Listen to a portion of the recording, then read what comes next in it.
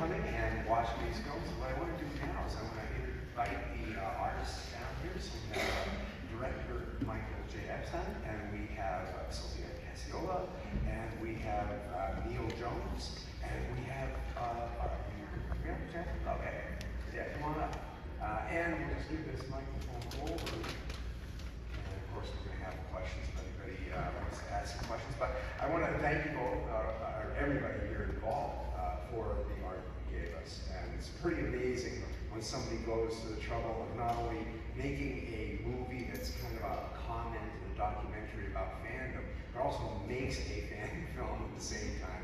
Brings us something that is basically a movie that was, of course, by now I'm sure you've all noticed, but it wasn't made in 1970. But, oh, wait a second, the cat is out of the bag as right now. But I did want to say I really appreciated what I saw in the documentary. So the documentary obviously has a bit to do with the weirdness that there is in the fandom world, where you can have someone who really didn't know that they might have got bit by the acting bug, but it never broke the skin. They had like their one moment and that was it. And then they find themselves followed by this cult that comes up behind them. They really don't know what to do with it. But I also really appreciated how you're talking about fandom, something very interesting, the fetishization that we do for the hard-to-find thing, the obscure thing. We not only love the movies that are big, but we love to be able to share with each other these moments where it's something that's really hard to find.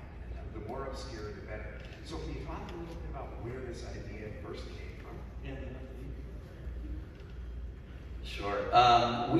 Sophia and I are very fascinated by like convention culture and fandom. Exactly what you're talking about. The idea that there are these, especially actors who did like a franchise horror film way back when, didn't think much of it at the time, and then didn't really have much of a career, and didn't really think that anybody knew or cared about them, and suddenly are emerging as like being put on a pedestal in this convention context, and people like love them, and newer directors are having these people come and do films again, and they're re-emerging into an acting career, and we thought that was a really fascinating thing.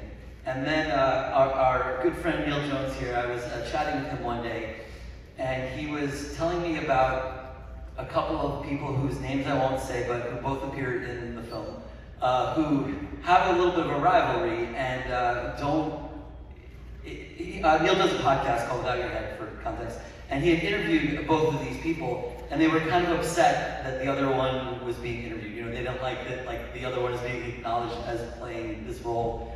And so I said to Neil, I said, it would be really fun to explore that kind of story in the convention context, because we're really interested in that kind of fandom thing. And it'd be really fun to have that rivalry as a kind of core piece of that story.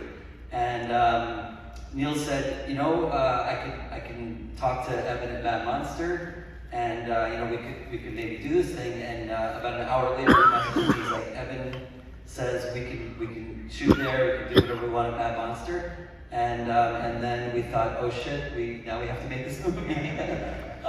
But yeah, so it's exactly what you said, and Neil was really instrumental because he knows all the he interviewed all the horror kind of celebrity and all these people in this kind of cultural bubble, whatever you would call it.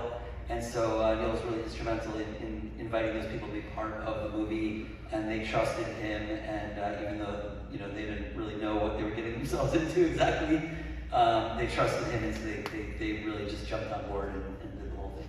So, it's really impressive to me because I do hang out a lot in convention culture, and one of the things that happens at conventions is people hold things a little bit close to their vest, especially vendors. So I thought, wow, there must have been some real logistic craziness that was going on shooting and something like that. I always want to just give props out. The power of the podcast, ladies and gentlemen, being a podcast for myself, it's astonishing that this movie, from what I'm hearing, sounds like a lot of the reason that you got people to say yes was because of Neil. So Neil, can you talk a little bit about how you connected to that? Thank you. Yeah, so I just reached out to a lot of people that I knew for a while, and I was surprised that most of them said yes. Because you've seen the movie, so they can have fun with the character, or maybe even kind of say like their character's based on or inspired by it in zone 2. So I don't know if people wanted to do that, and they were into it. The good thing is now I don't have to pretend to be nice to anybody anymore, since I got my favorites from them all. So I'm very happy about that. And Evan even told me not to cut myself back. He was like, if anyone else asked me this, he'd say absolutely no, but for you, you really need to do it. And it was actually Evan, like you could even do a panel, which then a lot came from.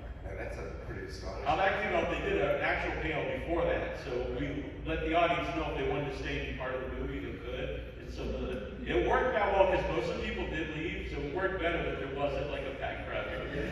Yeah, time is money at those places, so them allowing a panel and stuff like that is pretty astonishing. So I guess logistics would be one of the things that I would think about, because you are dealing with a lot of people who are extras, who are not, and you might want to speak to this, Sophia, but there's a ton of extras that are out there, and as I said, time is money. Getting in the way of the production, any way of what's going on that weekend could be challenging. So can you talk a little bit about that live camera kind of thing? Yeah, I mean, it was scripted with Michael and Bill, but it was shot as a documentary. So it was 3 cameras. Myself are from Masters, and you had like the wide and was doing sound.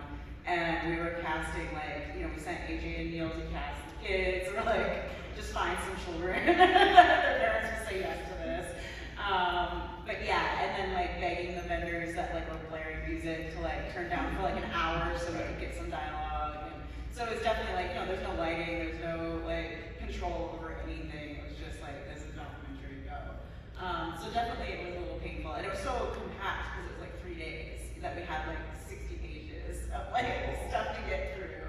But there were a lot of happy moments too. Like the whole costume contest was kind of just like came out of the air. Like we just asked the host James, like just bring him up there and tell him he sucks or whatever, and it just went on and on. Cool. It ended up being a really important scene and a really important arc to both like Bill and AJ's characters. So like, but that was just like we didn't even know it was gonna happen. Like we just randomly brought the costume just in case like we needed it for something, and it just turned out really great. So having the space to explore things as they came up and like insert things in, but also trying to get what we needed to get. So it's definitely not that much shooting in the leg.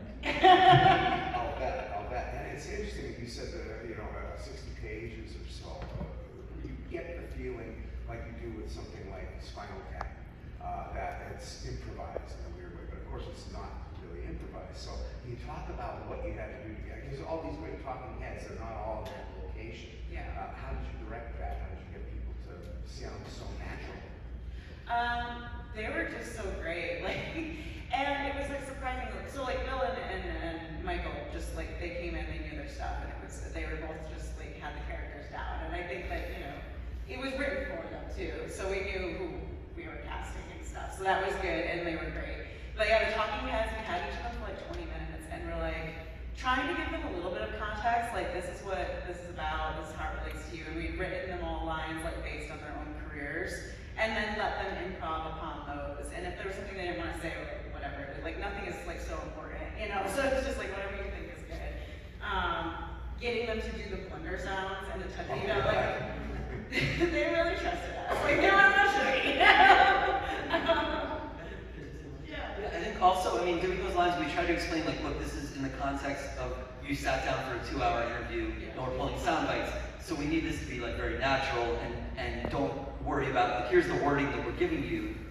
Don't worry about that wording. This is just the concept, and if you need to say it in different words or you need to mess around with that, like, go ahead and do that so it feels natural to you. It feels good to you. So, we were flexible with them, but it was really almost all of it was material that we wrote, and then occasionally they would improv a line, and that Or would they'd be be like, is this funny? And they'd be like, yes. Like they would put something on the spot. I'm like, yeah. Well, that's what's funny. I know a lot of the people who are there because a lot of people are tried and true conventioneers, but also people like Heidi Honeycutt. And the way she was speaking was her language.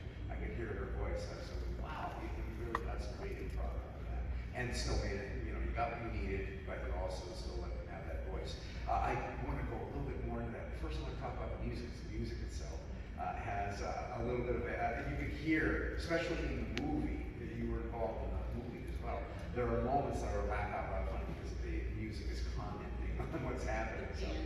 Yeah, the banjo, a lot of it, I think especially for Endzone, Red Marine, what my instructions were, don't make it perfect. And I was like, oh, I'm your person for that. You don't want to be perfect? Great. And then a lot of it was me sitting down watching a movie with my nylon string guitar and playing to the scene. And to kind of like, I had a chord structure that I was working from, but then I was going by the emotion and by what I was directing, what emotional effect that they wanted to get out of that particular scene. But it was kind of like I watched and I went and I started and I did. There were no overdubs for that. So yeah. How about put your shoulder into it? Was that? Yeah. Well, let me say one thing before that. We also built because we wanted it to be very. The idea is that Endzone to influence like every other movie after, right? So a lot of the underlying stuff. Catherine and I worked together to build kind of like soundscapes to make it like Texas Chainsaw Massacre, like with a lot of metal sounds and other things like that. So that was part of it. And then she did all the guitar and the banjo. The songs were written by a friend of ours named Nick Zano. The closing song and the Put Your Shoulder, the smash theme, because we love the My Bloody Valentine, the ballad of Harry Gordon, and Last House on the Left has a lot of folk songs in it. And so we sent our friend Nick, he's kind of a folk singer, and I saw him posting on Facebook actually. He's like, my dream is to one day do a song for a horror movie, and I was like, Nick is the right person for this. And so I gave him the context. I sent him the Madman theme, the Harry Warden from My Bloody Valentine, and The Last House on the Left to watch. And we're like, we need songs, we need a theme song for this. And he wrote a few things, and we ended up using those two songs for it.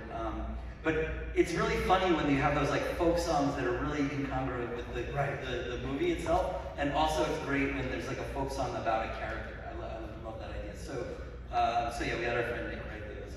That was very Last House on the Left. Yeah, absolutely. I'm like going, wow, could the context be any weirder? Yeah, we have a huge. We had many of the talking heads talk about the music in the movie. We had a huge section. We had like probably 8-minute section talking about the music and how important the music was, the influence on them. But it just didn't really fit the flow of the film as a whole. So whenever we do like a Blu-ray or something, there'll be like a whole mini piece on the music. Oh, that's wonderful. Yeah, I think that's one of the things that really makes not just the movie or the mockumentary that's around it so strong is that there are many mockumentaries that are more on the mock side, right? They look at something and they satirize it. But the idea that you get that maybe the most beautiful soundtrack there is in the love theme from Cannibal Holocaust, if you can realize that there's this kind of weirdness in the films and you bring that as a fan, you could really feel the fandom that's in you guys into that movie. So it's very much more of a homage to fandom, which I think is really, really fun. The posters. Can you talk a little bit about some of the places that you went with some of the graphic design?